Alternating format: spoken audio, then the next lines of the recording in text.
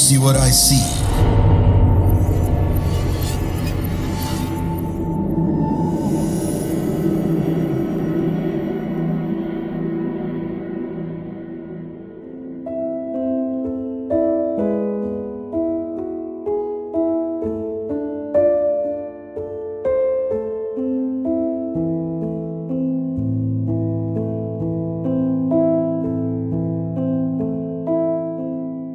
Saya berasal dari keluarga yang bisa dibilang perekonomiannya pas-pasan.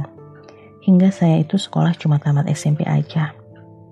Saya punya 4 orang adik yang masih bersekolah. Saya nggak pengen adik-adik saya itu putus sekolah sama seperti saya. Akhirnya waktu ada tawaran untuk jadi babysitter di kota besar, saya langsung aja terima tawaran itu. Yang nawarin sebut saja namanya Dahlia. Dahlia itu kerja di salah satu salon muslimah di kota besar. Dahlia sudah mau jalan 1 tahun lebih kerja di sana. Dahlia satu kampung dengan saya, orangnya baik dan sama seperti saya. Di kampung dia pun menyekolahkan adik-adiknya. Kebetulan Dahlia sudah gak punya lagi orang tua. Jadi saat Dahlia kasih saya pekerjaan, saya senang banget waktu itu. Singkat cerita, berangkatlah saya ke rumah majikan saya yang punya salon muslimah. Kata Dahlia, salon muslimah punya majikan saya itu sudah ada beberapa cabang di kota besar itu. Kita pakai nama samaran ya, untuk menjaga kemaslahatan bersama. Sebut saja nama majikan saya itu Mbak Khadijah dan Mas Samsul. Dan anaknya itu kita sebut saja namanya Aziz. Usianya waktu saya jadi babysitter itu sekitar 4 atau 5 tahun. Waktu itu Mas Samsul dan Mbak Khadijah ini sudah beberapa kali mau punya anak, adik dari Aziz. Tapi selalu saja keguguran. Begitu menurut cerita-cerita terapis-terapis yang bekerja di salon muslimah itu. Dan saat pertama-tama kerja, sampai beberapa tahun gak ada yang aneh sih. Keduanya itu kayak pasangan yang harmonis, romantis. Memang seperti itu yang terlihat dari luar. Tapi makin kesini, makin tahun, ditambah lagi tahun itu Mas Samsul ini sedang ikut pemilihan calon legislatif. Dan saya ingat betul, waktu itu rumah Mbak Khadijah kedatangan beberapa orang tamu. Sebelum sibuk-sibuk, hari hanya pemilu, Mbak Khadijah ini sering banget bertengkar sama Mas Samsul. Bertengkar lah pokoknya, detail bertengkarnya itu apa, saya nggak bisa cerita banyak di sini. Setelah beberapa hari menjelang hari H pemilu itu, seperti yang saya katakan tadi, rumah kedatangan tamu. Nah, Mbak Khadijah ini kan bersama Mas Samsul dan Aziz, juga beberapa orang asisten rumah tangganya yang lain tinggal di ruko 6 pintu. Mulai dari ruko pertama sampai ruko ke-6 itu semuanya milik Mbak Khadijah. Bisnisnya ada jual beli pakaian muslimah, bisnis floris. Di bagian tengah itu adalah bagian salon muslimahnya. Dan yang paling pinggir adalah kantor perusahaan real estate milik Mas Samsul dan Mbak Khadijah. Ketika tamu-tamu misterius itu datang, Aziz ini nangis terus. Saya heran banget, gak biasa-biasanya Aziz histeris melihat tamu yang baru datang. Tapi ini bukan lebih ke arah yang tantrum. Ini lebih ke arah yang Aziz itu kayak ketakutan. Aziz gak mau bertemu dengan tamu-tamu Mas Samsul dan Mbak Khadijah. Sebenarnya ini mungkin tamu-tamu Mas Samsul ya. Kenapa saya bilang begitu? Karena selama tamu ini datang, Mbak Khadijah kadang-kadang di kamar aja bareng Aziz. Mas Samsul malah marah-marah, bilang suruh Mbak Khadijah keluar.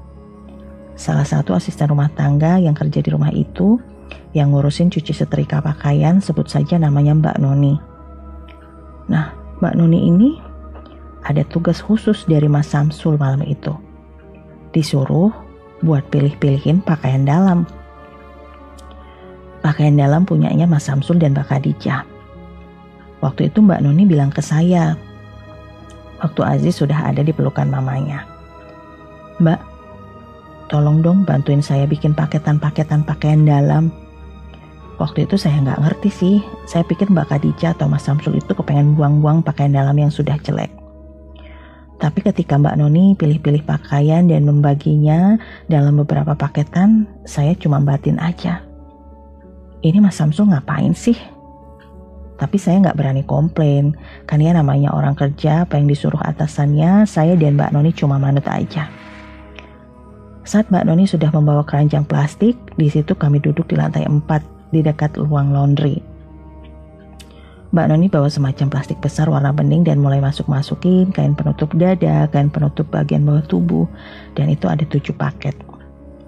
Saat kami sudah hampir menyelesaikan, tiba-tiba saja Mas Samsul ini naik ke lantai atas bareng Mas Samsul dan Mbak Khadijah. Mbak Khadijah di situ wajahnya merah banget, matanya bengkak kayak habis nangis. Jadi saya itu coba lihat wajah Mbak Khadijah yang cuma nunduk aja, gak nyapa sama sekali, gak ngajak ngomong. Kayak kelihatan banget beliau itu lagi tertekan malam itu. Tamu misterius malam itu salah satunya seperti mengenakan pakaian serba hitam, lebar dan panjang. Penutup kepalanya warna senada, pakai celak tebal, dan memang wajahnya misterius banget tanpa senyum. Di situ semua orang duduk di dekat kami. Pakaian-pakaian dalam yang sudah dibungkus di dalam pembungkus plastik berwarna bening dimasukkan sesuatu. Ada semacam bungkusan-bungkusan kain berwarna hitam dengan tulisan-tulisan yang tidak saya mengerti. Ada juga bunga-bunga kering, minyak-minyak, dan juga barang-barang perlengkapan lainnya. Kemudian setelah 7 paketan itu selesai, Mbak Khadijah dan Mas Samsul ini ke atas. Yang saya dengar bukan saya berniat untuk menguping ya. Jadi karena saya posisinya ada di situ, saya bisa dengar semuanya dengan jelas. Kamu tanam ini di bagian ruko belakang 2 paket. Di bagian depan ruko 2 paket. Nanti di tempat lain itu ada beberapa lagi. Selesaikan sebelum subuh tiba. Kira-kira seperti itu pembicaraannya. Beberapa hari berselang setelah malam misterius itu, tibalah hari H pemilihan. Ibaratnya kalau pemilihan itu terjadi siang hari, nah jam 2 malamnya sebelum hari itu, si tamu misterius itu datang lagi. Rumah itu dipenuhi dengan asap-asap dupa dan kemenyan, dengan tampah-tampah besar berisi ayam-ayam cemani, darah-darah yang membuat bau anyir dan rumah menjadi sesak. Lagi-lagi Aziz ini nangis, sampai pagi gak mau tidur, dan itu maunya dipeluk saya terus, digendong saya. Saya sampai mengungsikan diri di lantai 4, padahal di lantai 4 itu gak ada kamar. Di lantai 4 kalau sayap kanannya itu ada ruang laundry, ruang cuci. Nah di sayap kirinya itu ada tempat gym, tempat fitness. Tapi full semuanya itu kayak merasa panas banget, gak bisa bernafas dengan leluasa. Si Aziz nangis-nangis plus berteriak-teriak histeris. Saya coba baca selawat, baca ayat kursi. Pokoknya semua doa-doa dan surat-surat pendek yang saya baca sampai akhirnya Aziz ini tidur. Saya ngedengar suara langkah. Ternyata Mbak Khadijah. Belum sampai Mbak Khadijah ini ke titik tempat saya berada, tiba-tiba aja Mbak Khadijah ini kayak ditarik sama sesuatu. Hitam, besar, berkelebat cepat. Ya benar-benar cepat banget. Saya ngelihat pantulannya itu dari kaca-kaca besar yang memang dipasang di sekitar tempat gym. Mbak Khadijah jatuh tergelincir, menggelinding sampai anak tangga di lantai 2. Di situ Noni menjerit histeris. Tapi Pak Samsul yang tahu istrinya menggelinding tampak tak sedih sama sekali. Pak Samsul itu sedih saat gak terpilih jadi caleg. Dia agak gila dan agak stres. Tapi sama sekali gak gila dan gak stres untuk urusan Mbak Khadijah yang terjatuh dari tangga. Saya gak tahu kenapa. Nah, kira-kira 1 bulan kemudian, dari kegagalan Mas Samsul gagal jadi anggota legislatif, Mas Samsul ini mulai semakin gak terkendali. Tadinya beliau ini masih sering datang ke kajian, masih sholat, masih ngaji, masih suka ngajak teman-temannya buat ngaji di rumah ruko itu. Tapi setelah itu Mas Samsul ini benar-benar bablas. Dia jadi ayah yang kasar dan suami yang gak baik. Gak pernah sholat, gak pernah ngaji. Suka bentak-bentak anak dan istrinya. Padahal istrinya itu masih sakit. Karena jatuh tergelincir dari tangga. Dan di situ Mas Samsul sering banget marah-marahin Aziz. Bentak-bentak. Tapi saya lawan. Saya bilang, saya ngurus Aziz beberapa tahun ini, Pak. Bapak marah-marah. Bapak cuma taunya pergi pagi, pulang malam, pulang marah-marah, bentak-bentak anaknya, bentak-bentak istrinya. Istighfar, Pak. Saya nggak ikhlas Bapak bentak-bentak dan teriakin Mas Aziz sama Mbak Khadijah. Nah, waktu itu saat Aziz mau ditarik-tarik di tangga, saya takut kejadian lagi seperti kejadian Mbak Khadijah. Langsung saya selamatin Aziz dari papanya yang mulai benar-benar gila.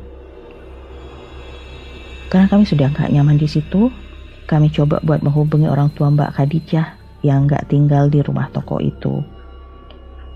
Jadi mungkin Mbak Khadijah ini nggak menceritakan kepada orang tuanya ya. Mungkin Mbak Khadijah punya alasan dan pertimbangan tersendiri. Mungkin takut bapak dan ibu beliau sedih atau takut kepikiran.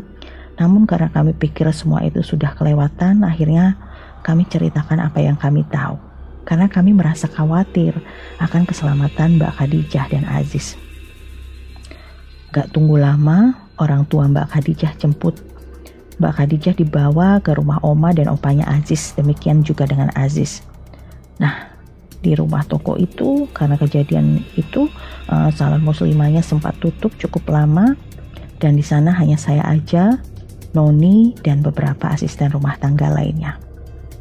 Ruko 6 pintu itu benar-benar sepi banget semenjak kejadian Mas Samsul yang sering ngamuk-ngamuk dan marah-marah gak jelas. Seminggu pertama setelah pulangnya Mbak Khadijah dan Aziz ke rumah orang tuanya Mbak Khadijah, hanya ada Mas Samsul saja di rumah, di dalam kamar, di lantai 2 tepatnya.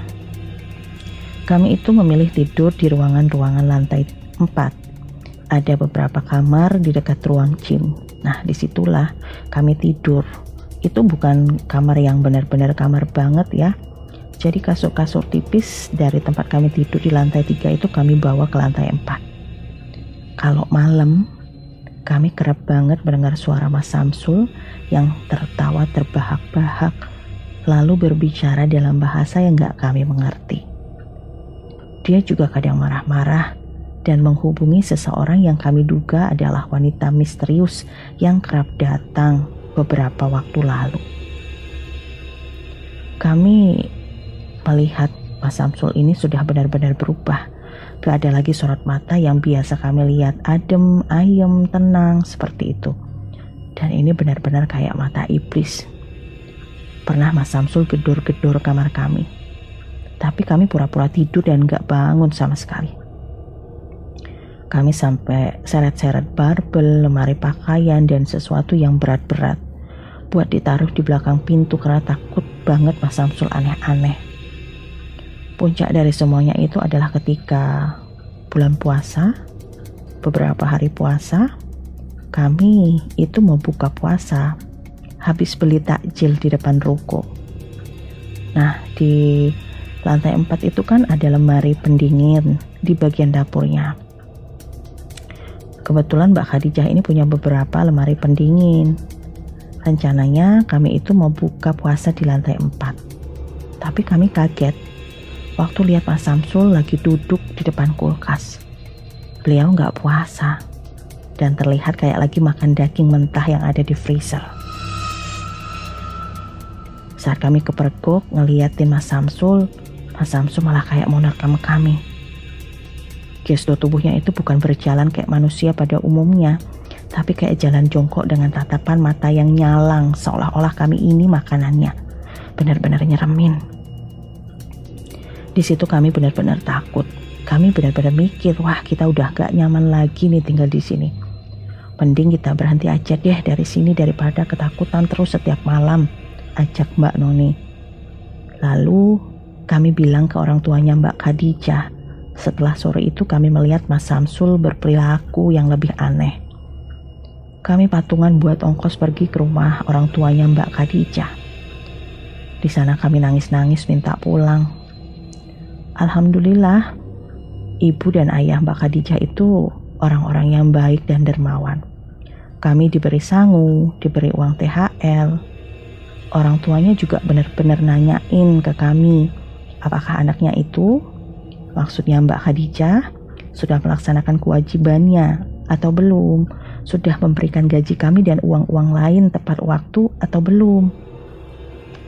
Kami bilang beberapa bulan ke belakang memang belum dapat gaji karena ada hiruk-pikuk tamu misterius dan urusan jelang pilkada. Tapi alhamdulillah semua sudah diselesaikan dengan baik. Bertahun-tahun semenjak kejadian itu, masing-masing dari kami bermacam-macam profesinya. Ada yang sudah menikah, ada yang masih bekerja di tempat lain, ada juga yang sudah meninggal dunia. Kalau saya sudah buka warung kecil-kecilan di kampung, sama seperti Dahlia. Kami sambil membuka salon kecil-kecilan karena saya banyak belajar dari Dahlia.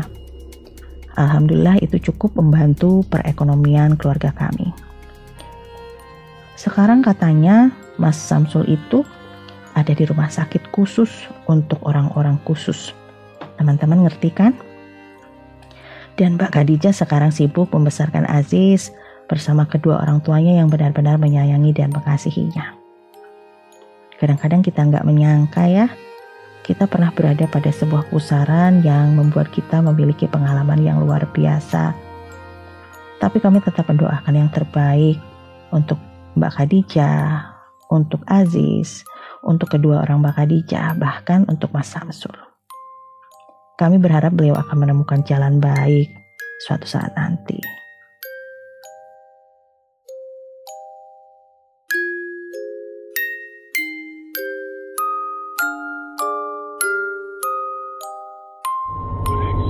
Jangan lupa klik like, share, dan subscribe, lalu nyalakan lonceng notifikasimu agar tidak pernah ketinggalan semua cerita horor dari Do You See What I See. Kamu juga punya pengalaman horor? Kirim ke podcast.ceritahoror@gmail.com podcast.ceritahoror@gmail.com